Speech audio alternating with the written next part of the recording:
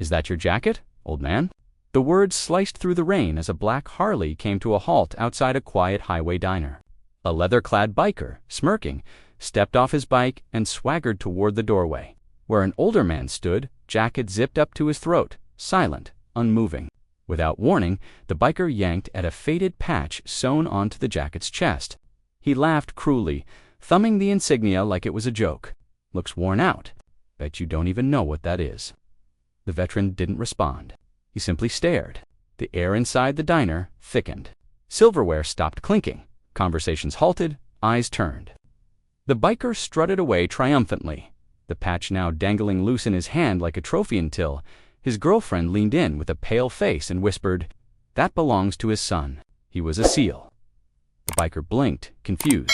"SEAL, like in the Navy." He scoffed and, with one careless tug, tore the patch clean off.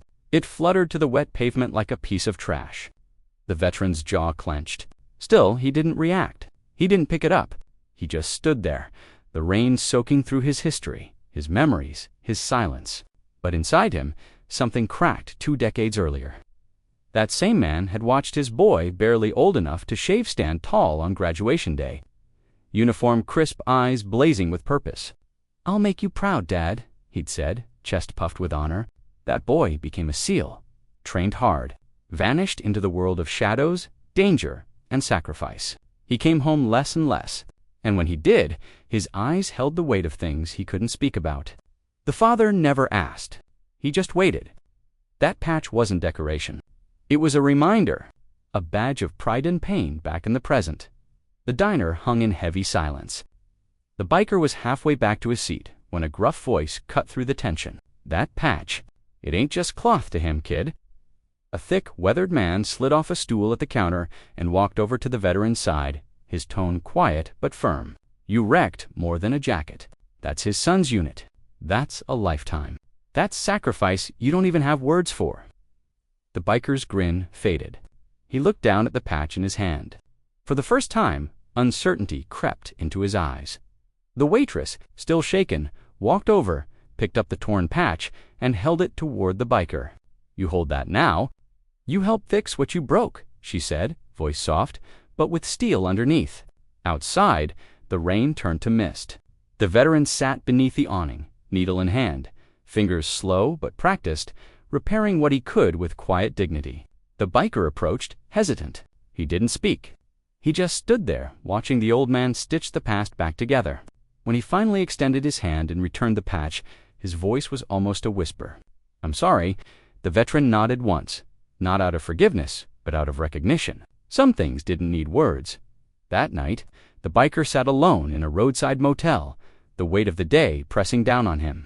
He kept seeing the man's face, the torn patch, the silence that screamed louder than any punch could. He opened his phone and typed a message. He didn't know who to send to. "I want to make it right."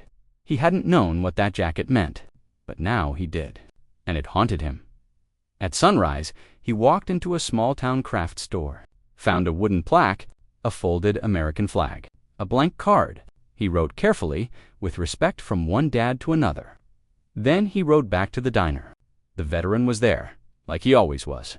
The air was cleaner now. No rain, just stillness.